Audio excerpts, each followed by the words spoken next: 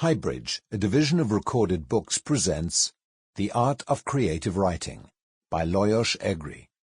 Read by Kleinman. Publisher's Note. In this audiobook you will hear references to diagrams present in the print and e-book formats of the book. 1. Universal Man. The Art of Enduring Writing. In this book, my aim is to give the writer an understanding of human behavior and to show how he can apply it in his work. Every type of creative writing depends upon the credibility of a character. This is why a writer must know when a character is 1, 2, or 3-dimensional. Men are essentially the same. The difference is only in degrees. All this sounds simple enough, but the problem is how to capture this chameleon-like creature in repose long enough to draw his true image. What the writer wants to know is how a real human being, a 3-dimensional character, acts in life. The answer is simplicity itself. Like you or me. Yes, one may argue, but I really don't know how I act. One day this way, another day the opposite. Does it make sense? Of course it does. Every human being is as contradictory as you and I. We constantly vacillate. Sometimes you and I are very much alike, and sometimes we are worlds apart. There was a great furor which to this day has not abated, when Freud discovered the id and the superego, the subconscious mind of man. Yet, as literary scholars know, the writers of the past were the real discoverers of the workings of the mind. No doubt they closely watched people around them acting in real life. They must have been appalled by their contrariness. The more they watched, the more disturbed they must have become. They must have found contradiction in everything man did.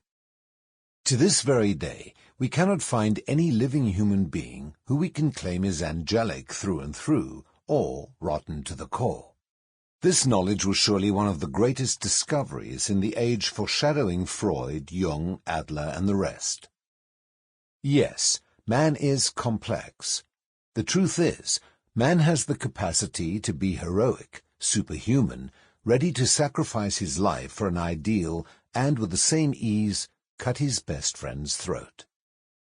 In short, he is good and evil at the same time. It depends on what inner or outside contradiction activates him to expose himself. This sounds too general to be of great help for a writer interested in character building. I must be more concrete, more personal. I will take one man, a character, vivisect him to see the nakedness, the complexity, the contradiction in his mind.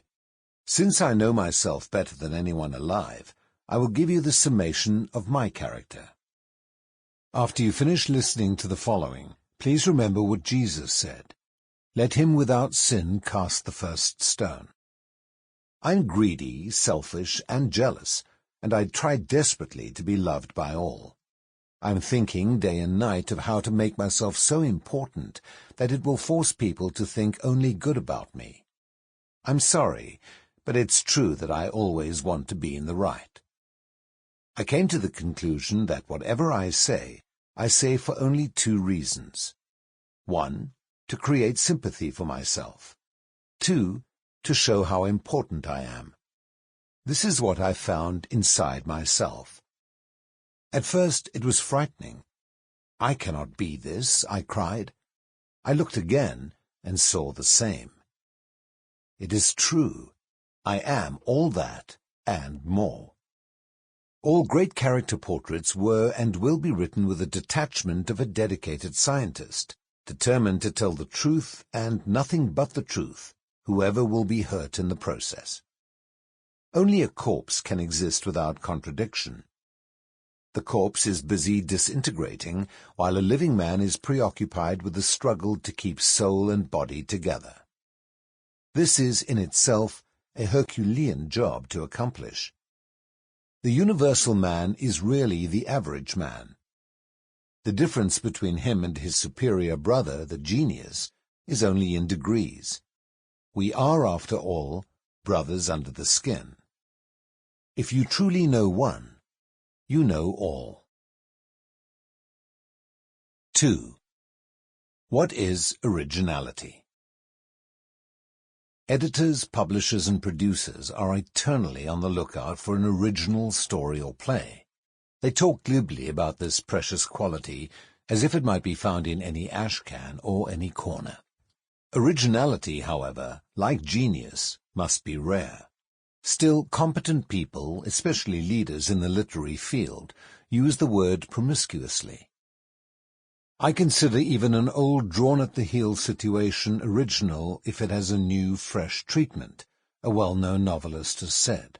Another notable said, "Put in more pep. A new twist will lift up your second and third acts.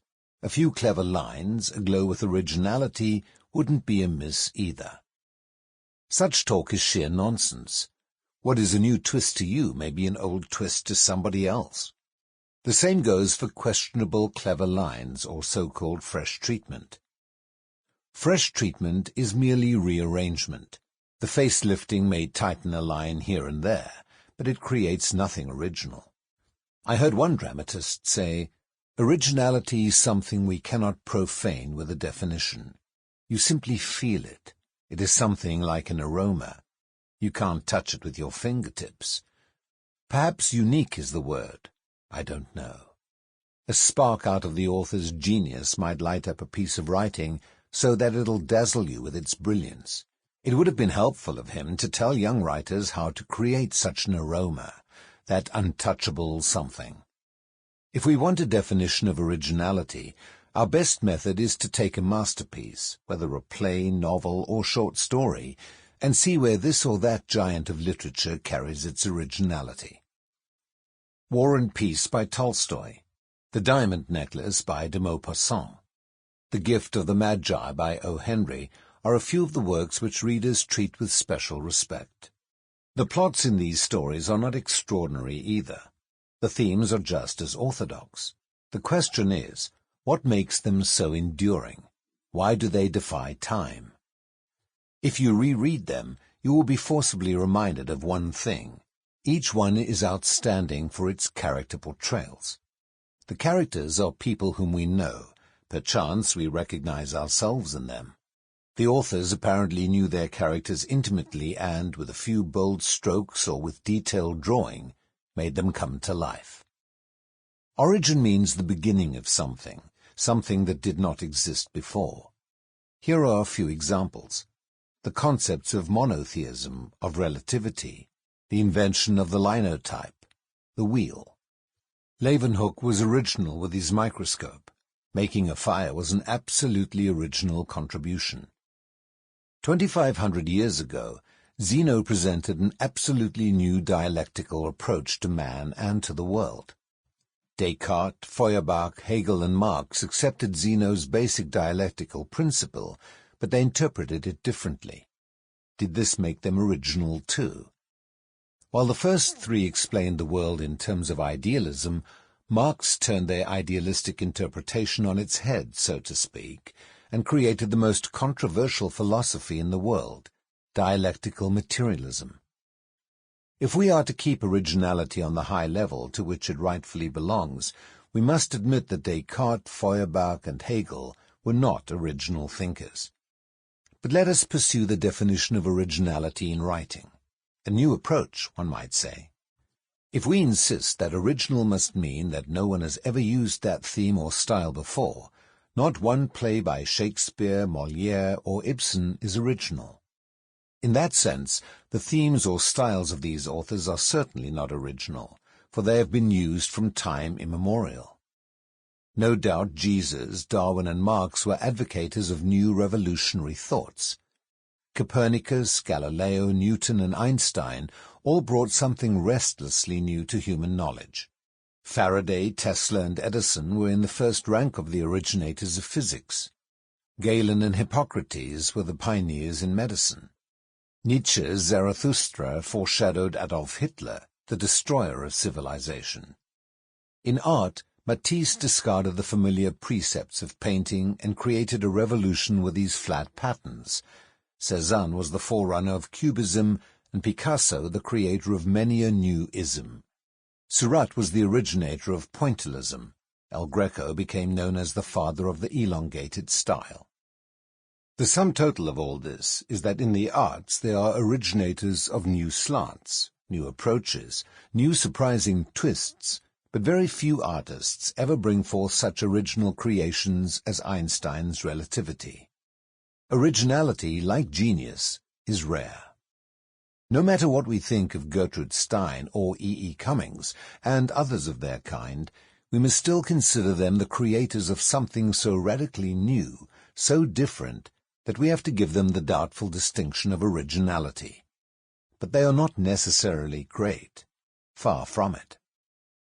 We once heard about a mad genius who discovered a new distinct type of airplane, an absolutely revolutionary airplane, one that couldn't fly.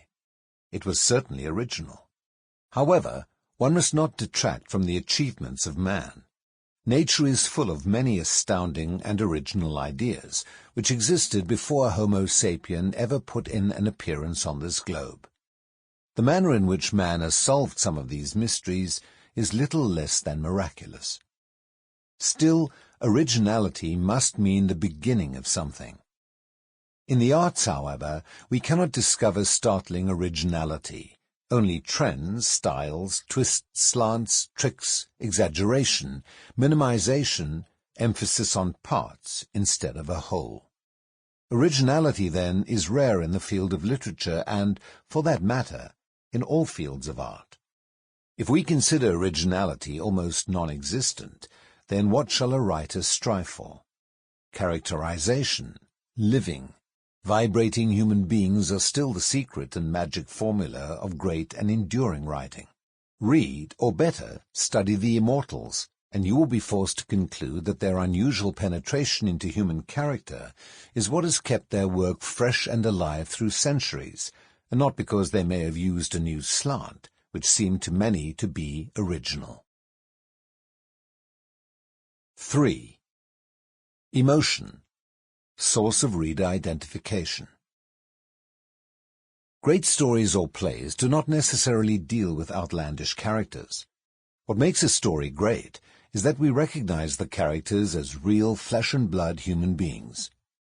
In ancient Greece, someone told Socrates that the oracle had just declared him the wisest man of Athens. Socrates could not believe this, but the friend insisted it was true. Socrates was always a very thorough man, and he wished to find out if the oracle could have made a mistake. He asked poets, politicians, plain people in the street, and, at last, philosophers whether each would consider himself the wisest man in Athens. Without exception, each one said yes, he would. Socrates sadly concluded that the oracle must have been right. At least I know how little I know. Yes, the knowledge of how little he knows makes even a great writer humble in the throes of creation. A skeptic may ask the pertinent question, where is that hidden power in a character that, realized as you say it, should be realized, will astound us with its novelty? I saw that identification is the touchstone and the answer. The same skeptic might ask again, where is the law that says a story should be exciting just for the simple reason that the author succeeded in creating a recognizable human being? Here is where the writer's intelligence is tested to the full. The first step is to make your reader or viewer identify your character as someone he knows. Step 2, if the author can make the audience imagine that what is happening can happen to him, the situation will be permeated with aroused emotion, and the viewer will experience a sensation so great that he will feel not as a spectator, but as the participant of an exciting drama before him. I've heard writers talk glibly about this mysterious phenomenon of identification, but they never could explain satisfactorily what it is and how it is achieved. It is a pity, because to write successfully one must be able to create identification. Without this skill, the writer will work in a vacuum and never know why he failed. But it is not enough to memorize the tricks of a profession. He must understand and know character first of all. Here is a short episode from Ibsen's Hedda Gabler.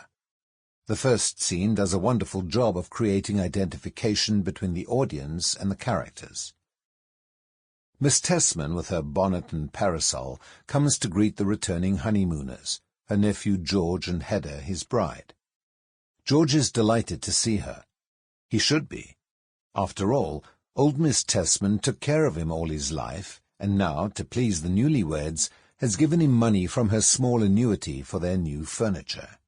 She is full of admiration and the best of intentions towards them. Hedda enters from the left through the inner room. She is a woman of 29. Her face and figure show refinement and distinction. Her complexion is pale and opaque. Her steel-grey eyes express a cold, unruffled repose. Her hair is of an agreeable medium brown, but not particularly abundant. She is dressed in a tasteful, somewhat loose-fitting morning gown. Miss Tessman, going to meet Hedda. "Good morning, my dear Hedda. Good morning, and a hearty welcome." Hedda holds out her hand. "Good morning, dear Miss Tessman. So early a call? That is kind of you." Miss Tessman, with some embarrassment. "Well, has the bride slept well in her new home?" Hedda. "Oh, yes, thanks. Passably." Tessman, laughing.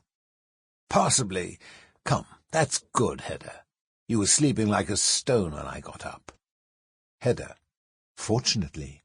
Of course, one always has to accustom oneself to new surroundings, Miss Tessman, little by little."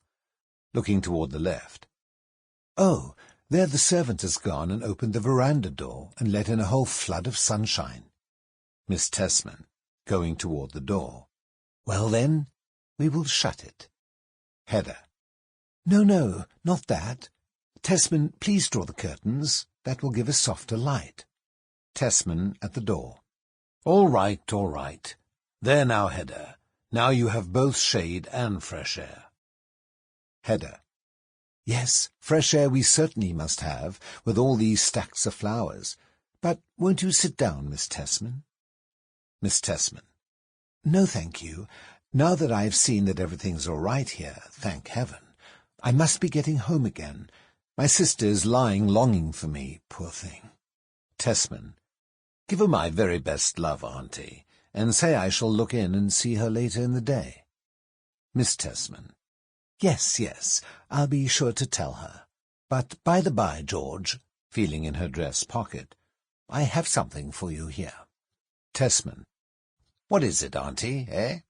Miss Tessman produces a flat parcel wrapped in newspaper and hands it to him. "Look here, my dear boy." Tessman, opening the parcel. "Well, I declare. Have you really saved them for me, Aunt Julia? Isn't this touching, eh?" Hedda, beside the whatnot on the right. "Well, what is it?" Tessman. "My old morning shoes, my slippers." Hedda. "Indeed. I remember you often spoke of them when we were abroad." Tessman. "Yes, I missed them terribly." Goes up to her. "Now you shall see them, Hedda." Hedda, going towards the stove. "Thanks, I really don't care about it." Tessman, following her. "Only think, ill as she was, Aunt Rena embroidered these for me. Oh, you can't think how many associations cling to them." Hedda at the table. "Scarcely for me." Miss Tessman. "Of course not for Hedda, George." Tessman. "Well, but now she belongs to the family. I thought—" Hedda, interrupting. "We shall never get on with this servant, Tessman." Miss Tessman. "Not get on with Berta?" Tessman. "Why, dear, what put that in your head, eh?" Hedda, pointing. "Look there. She has left her old bonnet lying about on a chair." Tessman, in consternation, drops the slippers to the floor. "Why, Hedda—" Hedda. "Just fancy, if anyone should come in and see it." Tessman. "But, Hedda, that's Aunt Julia's bonnet." Hedda. "It is?" Miss Tessman, taking up the bonnet. "Yes, indeed, it's mine. And what's more, it's not old, Madam Hedda." Hedda. "I really did not look at it closely, Miss Tessman." Miss Tessman, trying on the bonnet. "Let me tell you, it's the first time I've worn it. The very first time." Tessman. And a very nice bonnet it is, too. Quite a beauty. Miss Tessman. Oh, it's no such great thing, George. Looks around her. My parasol? Ah, there. Takes it. For this is mine, too, mutters, not Berta's. Tessman. A new bonnet and a new parasol. Only think, Hedda. Hedda. Very handsome indeed. Tessman. Yes, isn't it, eh? But, Auntie, take a good look at Hedda before you go. See how handsome she is. Miss Tessman. Oh, my dear boy, there's nothing new in that. Hedda was always lovely. She nods and goes toward the right. Tessman, following. Yes, but have you noticed what splendid condition she's in? How she is filled out on the journey? Hedda, crossing the room. Oh, do be quiet. Miss Tessman, who has stopped and turned. Filled out? Tessman. Of course, you don't notice it so much now that she has that dress on, but I, who can see... Hedda, at the glass door, impatiently. Oh, you can't see anything. Tessman. It must be the mountain air in the Tyrol. Hedda, curtly interrupting. I'm exactly as I was when I started. Tessman. So you insist, but I'm quite certain you are not. Don't you agree with me, Auntie? Miss Tessman, who has been gazing at her with folded hands. Hedda is lovely, lovely, lovely. Goes up to her, takes her head between both hands, draws it downwards, and kisses her hair. God bless and preserve Hedda Tessman, for George's sake. Hedda, gently freeing herself. Oh, let me go. Miss Tessman, in quiet emotion. I shall not let a day pass without coming to see you. Tessman. No, you won't, will you, Auntie, eh? Miss Tessman. Goodbye, goodbye. She goes out by the hall door. How can a young man in any country today identify himself with Miss Tessman? He seems to have nothing whatever in common with her. Did I make a mistake in quoting the previous as an example of identification? I don't think so. The young man does share one thing with Miss Tessman. At some time in his life, he has been humiliated. Miss Tessman has been humiliated by the proud, self-centered Hedda. All of Hedda's frustration at marrying a man like George Tessman has become venom poured out on the head of an innocent old lady who has nothing but love in her heart. Her humiliation arouses spontaneous identification in us. It starts in the subconscious. We pity Miss Tessman and despise Hedda. Why? For a very simple reason. Every grown person has felt the sting of humiliation at least once during his lifetime. Humiliation in this case is the touchstone in what we call identification. Humiliation is universal and timeless. Identification can be established easily if the characters create emotion which we recognize at once. Identification is important not only in the theatre or in any type of fiction, but in our everyday lives. We meet a stranger. After a quick look, the so-called first impression is formed. It may be violent dislike, even though the stranger is well-dressed, polite, even kind to us. Why? We never forget unkindness, embarrassment, neglect or cruelty, and if the unfortunate stranger reminds us subconsciously of someone who behaved badly to us in the past, our hostility will be immediate and almost irrevocable. A trace of resentment can linger for years in the subconscious and, on the slightest provocation, call forth a reaction to someone we never saw before. And in writing, as in life, identification must be established through emotion. If the author shows us an unscrupulous individual, he should take it for granted that the reaction will be unfavorable toward the character. The logical question now is whether everybody's reaction will be the same. The answer is, without a doubt, yes. You may disagree. Let me remind you that we are dealing here with universal emotions such as love, hate, jealousy, fear, greed. The audience's reaction will depend upon the writer. If the character is not fully realized, the reaction will be nil. One might object that a play or a story cannot start at the height of an emotion. Granted, but then you must have suspense, suggestion that the story or play will grow in intensity. Emotion without suspense is wasted energy, and we had better remember that there is no suspense without emotion. In Lillian Hellman's The Little Foxes, Birdie, a young but weak and frightened woman, is talking to Cal, a servant, as the dining-room doors are opened and quickly closed by Oscar Hubbard, Birdie's husband.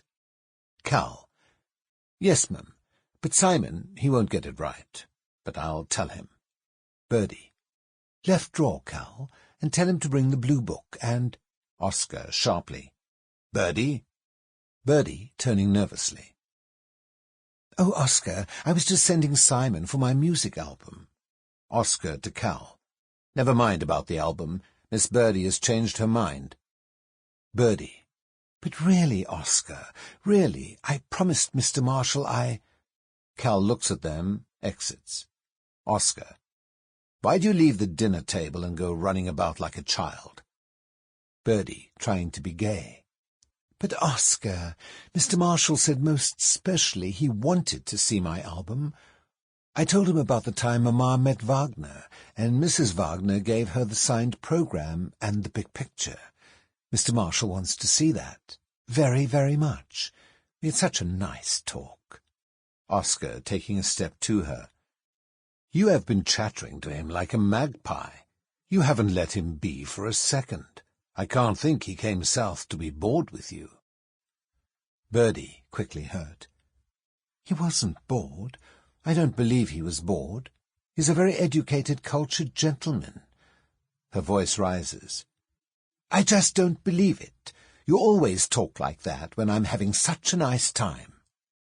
Oscar, turning to her sharply: "You have had too much wine. Get yourself in hand now." Birdie, drawing back, about to cry shrilly: "What am I doing? I'm not doing anything. What am I doing?" Oscar, taking a step to her tensely: "I said get yourself in hand. Stop acting like a fool." Birdie turns to him quietly: "I don't believe he was bored. I just don't believe it. Some people like music and like to talk about it. That's all I was doing." No doubt about it, we are moved to anger by Oscar Hubbard's brutality. A little while later he'll slap her face. We wouldn't be human if we didn't want to see Oscar beaten as he deserves. Again, emotion has catapulted us to anger, and we are eager to see justice done, which is suspense. Tennessee Williams' Glass Menagerie is another good example of identification. The mother's anxiety for her crippled daughter is contagious. Arthur Miller's Death of a Salesman portrays frustration leading to suicide. No human being can remain indifferent to Willy Loman's pathetic dreams. We readily identify ourselves with this man. We start to worry about dreams, our lives. Curiosity is also an emotion. We feel curiosity about Sartre's No Exit. Characters live in hell here, but this hell is more devastating than the old inferno of Dante. Unfulfilled emotion is worse than the iron tongue. Then comes monotony, boredom, the cruelest torture that any man ever conceived. There's no need for red-hot pokers. Hell is other people. We shall watch such a play with mounting horror. Let me repeat once more that identification is emotion. You might start gently to arouse emotion in us, but your success or failure will depend on whether you can sustain the rising emotion, which also corresponds with rising suspense. And now a few words about the origin of emotion. Why has emotion such fatal power over our lives? And finally, why do other people's misfortunes arouse in us such thunderous reaction? Fear for their lives drove our forefathers to live in the trees, and hunger and fear drove them down to the ground once more. Although we think of fear as a concept, something we cannot touch, the moment it permeates our consciousness, it becomes a dreadful reality, causing real pain. Fear is a universal emotion and one of the deadliest of all human experiences. but this singular emotion is responsible. Sample complete. Ready to continue?